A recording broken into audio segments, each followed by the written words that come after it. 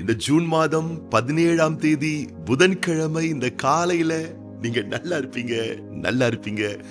ரொம்ப ரொம்ப நல்லா இருப்பீங்க கர்த்தருடைய பிள்ளைகளே. தேவனுடைய மேலான ஆசீர்வாதம் உங்கள் மேல் இருக்கிறது. வானத்தையும் பூமியையும் படைத்த கர்த்தராலே நீங்களும் உங்கள் குடும்பமும் உங்கள் பிள்ளைகளும் ஆசீர்வதிக்கப்பட்டவர்கள். ஆழமாய் நம்புங்கள், நல்லா இருப்பீங்க. இன்னைக்கு உங்கள் பயணங்கள் ஆசீர்வாதமாக இருக்கும். உங்களுடைய படிப்பு வாழ்க்கை ஆசீர்வாதமாய் இருக்கும். உங்கள் திட்ட தீர்மானங்கள் ஆசீர்வாதமாய் இருக்கும். காரணம், நீங்கள் கேட்பதும் நீங்கள் நம்புவதும் நீங்கள் மனதார ஏற்றுக்கொள்வதும் பொய்யுரையாத தேவனுடைய வார்த்தை. நல்லா இருப்பீங்க கர்த்தருடைய பிள்ளைகளே. தேவக்கரம் அழகாய் அற்புதமாய் ஆசீர்வாதமாய் உங்களை இன்றைக்கு நடத்த போகின்றது. ஒருமுறை நான் ஒரு மருத்துவருடைய தகவல், ஒரு டாக்டர் வந்து பாத்தீங்கன்னு சொன்னா ஷூ, நம்ம காலுக்கு போற செப்பல், அந்த ஷூ இருக்கு பாத்தீங்களா, அந்த ஷூவை குறித்ததான சில தகவல்களை அவர் சொல்லிட்டு இருந்தார். நான் அதை கேட்டுட்டு இருந்தேன். அவர் என்ன சொல்றாருன்னு கேட்டீங்கன்னா, ஒவ்வொரு பிராண்ட் ஷூக்கும் இவ்வளவு நாள் தான் அதை உபயோகப்படுத்த வேண்டும் என்றதான ஒரு வரையறை இருக்கிறது, ஒரு எல்லை இருக்கிறது அப்படின்னு சொல்லிட்டு ஒவ்வொரு பிராண்டை பத்தி சொன்னார். அந்தந்த ஷூ உடைய பிராண்ட் பேரை சொல்லிட்டு, இந்த பிராண்ட் ஷூ நீங்க யூஸ் பண்றீங்க அப்படின்னு சொன்னா 8 மாசம் தான் நீங்க யூஸ் பண்ணணும். இந்த பிராண்ட் வகையான ஷூலாம் 1 வருஷம் தான் நீங்க யூஸ் பண்ணணும். இந்த பிராண்ட் வகையான ஷூலாம் நீங்க 2 வருஷம் தான் யூஸ் பண்ணணும். இதுக்கு மேல நீங்க யூஸ் பண்ணக்கூடாது.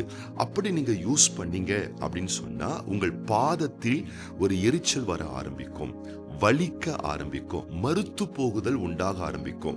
தொடர்ந்து நீங்க கண்டினியூவா நீங்க நேரம், மாதம், ஆண்டு கடந்து நீங்கள் யூஸ் பண்ணிக்கிட்டே இருந்தீங்கன்னா உங்க கால்களில் பெரிய பக்க விளைவுகளை அது ஏற்படுத்தும் அப்படின்னு சொல்லிட்டு சில தகவல்களை அவர் கொடுத்துக்கிட்டு இருந்தார்.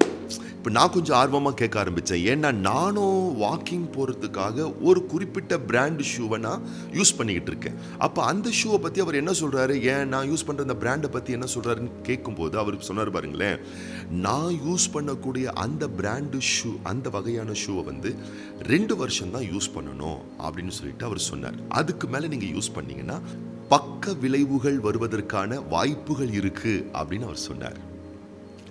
அப்போ நான் யோசித்து பார்த்தேன், நம்ம ஷூ எப்போ வாங்கணும், கரெக்டாக கண்டுபிடிச்சிட்டேன். நம்ம ஷூ வாங்கி 2 வருஷம் 8 மாசம் ஆச்சு.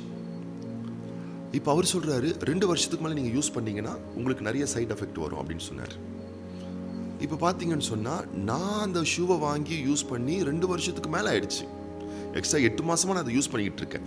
ஷூவை ரொம்ப மோசமாக இல்லை, அது உபயோகப்படுத்தக்கூடிய நிலையில் தான் இருக்கு. அதனால நான் அதை யூஸ் பண்ணிக்கிட்டு இருக்கேன்.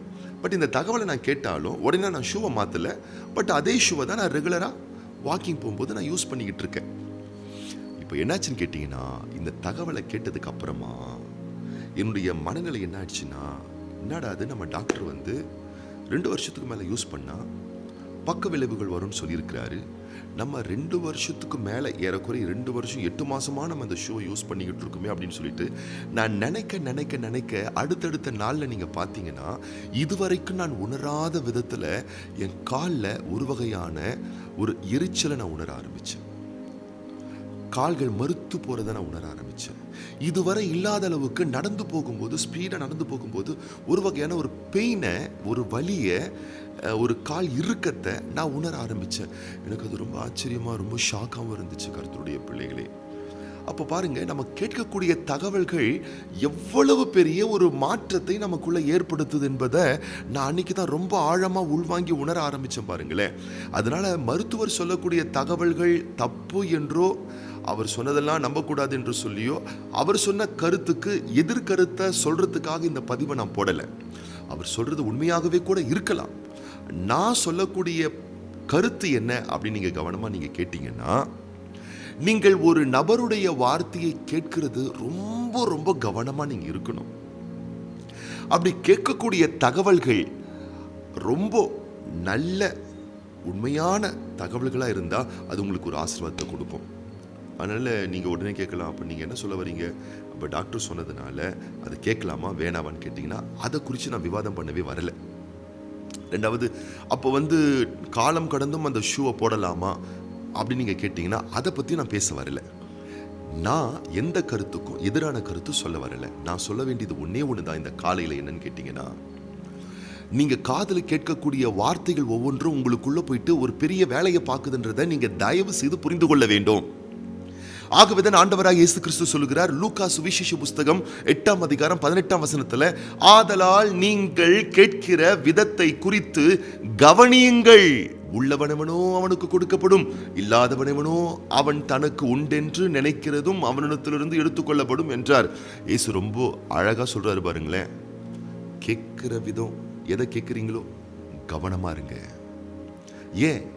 நல்ல தகவலா இருந்தா அது உங்களுக்குள்ள போயிட்டு உங்க அறிவாற்றலுக்குள்ள, நினைவாற்றலுக்குள்ள, பிரெயினுக்குள்ள, சிந்தனை திறனுக்குள்ள, யோசனைகளுக்குள்ள போயிட்டு நல்ல ரிசல்ட் கொடுக்குது. ஒருவேளை பாதகமான எதிர்மறையான தகவலை நீங்க கேட்க ஆரம்பிக்கிறீங்கன்னு வச்சுக்கொள்ளுங்களேன். ஏன்னா நம்முடைய பிரெயின், நம்முடைய அறிவாற்றல், நம்முடைய சிந்தனை எப்படி தெரியுங்களா, நல்ல பாசிட்டிவான விஷயத்தை விட நெகட்டிவான விஷயத்தை தான் அதிகமா ஃபோக்கஸ் பண்ணும், அதிகமா கேட்க துடிக்கும். நீங்க கூட பாருங்களேன், 4 பேர் நல்ல கருத்தை பேசிக்கிட்டு இருக்காங்கன்னா கேட்கறதுக்கு போகாது. காசிப் பேசுறாங்க, 4 பேரை பத்தி குறை சொல்றாங்க, 4 பேரை பத்தி தப்பா பேசிக்கிறாங்கன்னா அதுக்கு தான் நம்ம காது ரொம்ப செவி கொடுத்து கேட்க போகும். இது என்ன நடக்குதுன்னு கேட்டீங்கன்னா, நீங்க நச்சுத்தன்மையான விஷயங்களை, எதிர்மறையான விஷயங்களை, உங்களுடைய மனநிலையை பாதிக்கக்கூடிய விஷயங்களையே நீங்க ஃபோக்கஸ் பண்ணி கேட்க கேட்க கேட்க கேட்க நீங்க ஆரம்பிச்சீங்கன்னா அது உங்க மனநிலையையும் உங்களுடைய உடல்நிலையையும் உங்களுடைய முழு அடையாளத்தையும் பாதிக்கும் என்பதை நீங்கள் மறந்துவிடக்கூடாது. ஆகவேதான் வேதம் சொல்லுகிறது, கேட்கிற விதத்தை குறித்து ரொம்ப கவனமா இருங்கள். கவனிங்கள் அன்பானவர்களே, ஒரு மரம் வளர்வதற்கு, அது செழிப்பதற்கு, அது காய் கொடுத்து கனி கொடுத்து மேன்மையாய் பலன் கொடுப்பதற்கு வேறு ரொம்ப முக்கியம் இல்லையா? அது போலதான் நம்முடைய வாழ்க்கை வளர்வதற்கு காதுல நம்ம கேட்கக்கூடிய தகவல்கள் ரொம்ப முக்கியம். ஏன்னா காது என்பது, செவி என்பது ஒரு வேரை போன்றது. ஆமன்பானவர்களே, அது ஒரு வேரை போன்றது. நல்லா யோசிங்க.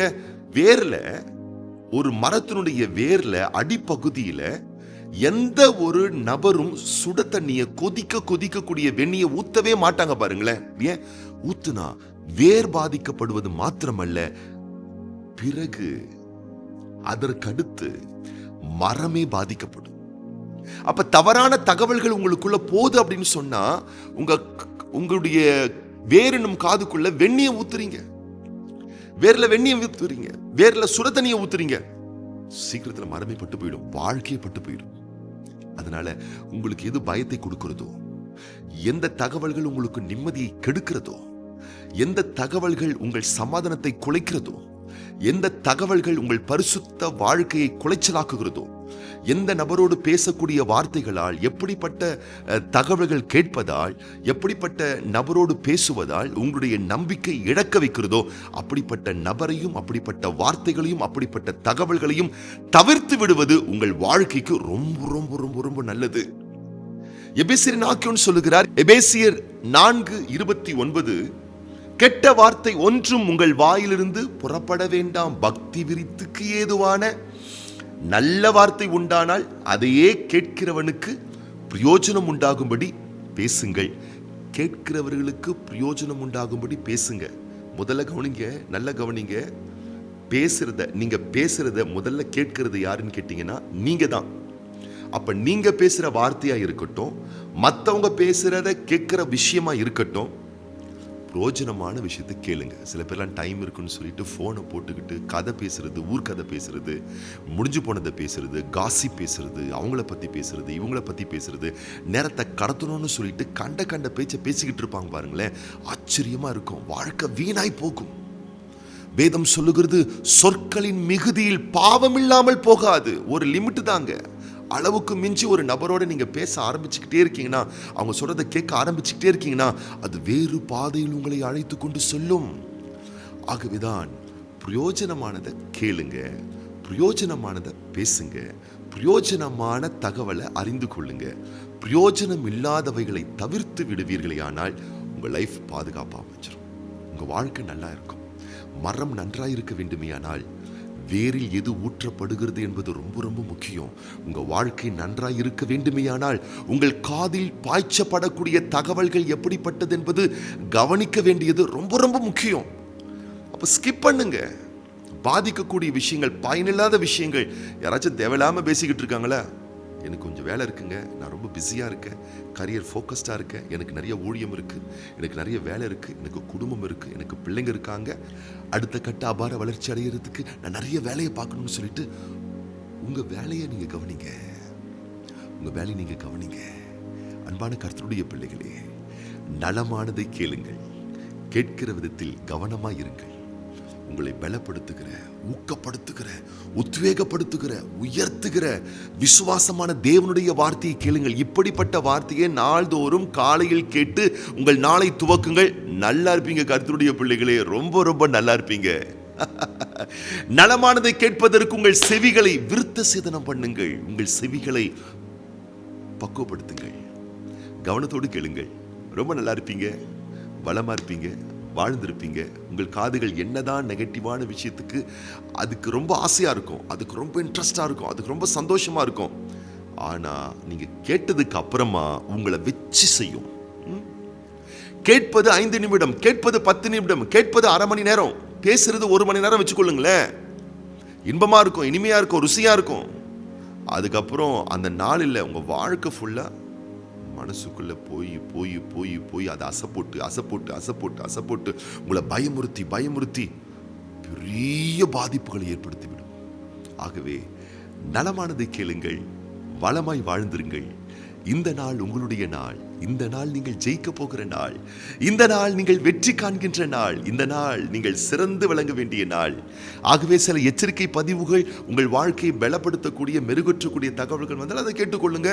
மாற்றிக்க வேண்டிய விஷயத்தை மாற்றிக்கோங்க. கர்த்தருடைய பிள்ளைகளே, நீங்கள் நன்றாக இருப்பதற்காக தான் தேவனுடைய வார்த்தைகள் உங்களை தேடி வருகிறது, உங்களை தொட்டு கொண்டிருக்கிறது, உங்களை தழுவி கொண்டிருக்கிறது.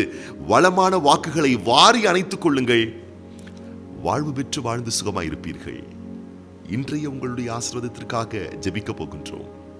அதுபோலவே இன்றைக்கு பிறந்தநாள் காண்கின்ற நம்முடைய அன்பு சகோதரர் பி சௌந்தரராஜன், அன்பு சகோதரி ஆர் பிரியங்கா, அன்பு சகோதரி பி அன்னாள், இவங்களா இன்னைக்கு பிறந்தநாள் காண்கிறார்கள். திருமண நாள் காண்கின்ற தெய்வ பிள்ளைகளுக்காக நம்ம ஜெபம் பண்ண போறோம். கண்களை மூடி நம்ம ஜெபம் பண்ணலாமா? எங்கள் அன்பின் பரிசுத்தமுள்ள தூய தகப்பனே, திருக்குமாரன் இயேசு கிறிஸ்துவின் நாமத்தினாலே சமூகத்தில் வருகின்றோம். இந்த ஜூன் மாதம் 17ஆம் தேதி புதன்கிழமை இந்த காலையிலே இந்த வார்த்தை கேட்டுக்கொண்டிருக்கக்கூடிய ஒவ்வொரு பிள்ளைகளையும் வலக்கரம் நீட்டி தொட்டு நீர் தாமே ஆசீர்வதிப்பீராக. ஆம் தகப்பனே, இந்த நாளிலும் உடைய பேரன்பு உடைய பிள்ளைகளை நிரப்பட்டும். இன்றைய உடைய பிள்ளைகளுடைய காரிய கடமைகள், கொடுக்கல் வாங்கல், போக்குவரவு, திட்ட தீர்மானம், சகலவற்றிலும் கர்த்தருடைய மேலான ஆசீர்வாதங்கள் உண்டாக வேண்டுமென, வெளிப்பட வேண்டுமென உத்தமமான கரத்திலே நாங்கள் ஒப்புக் கொடுக்கின்றோம் ஐயா. விசேஷமாக உடைய பிள்ளைகள் கேட்கிற விதத்தை குறித்து கவனமாய் இருக்கும்படி, விழிப்புணர்வோடு இருக்கும்படி ஒவ்வொரு பிள்ளைகளுக்கும் உதவி செய்வீராக. கேட்கிற நச்சுத்தன்மையான வார்த்தைகளால் வாழ்க்கை பாதிக்கப்படுகிறது என்ற ஒரு விஷயத்தை நாங்கள் கற்றுக்கொண்டோமே. ஆகவே கவனத்துடன் எங்கள் செவிகளிலே எந்த வார்த்தை கேட்கிறோம், எந்த வார்த்தையை உள்ள விடுறோன்றது குறித்து கவனத்தோடு இருக்க ஒவ்வொரு பிள்ளைகளுக்கும் உதவி செய்வீராக.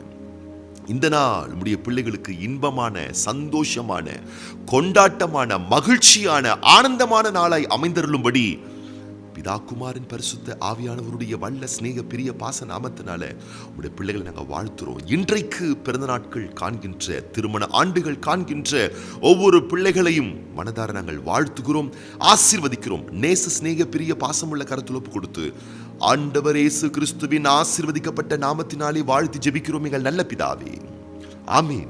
நீங்க நல்லா இருப்பீங்க. இன்னைக்கு நீங்க நல்லா இருப்பீங்க, நல்லா இருப்பீங்க, ரொம்ப ரொம்ப நல்லா இருப்பீங்க கர்த்தருடைய பிள்ளைகளே.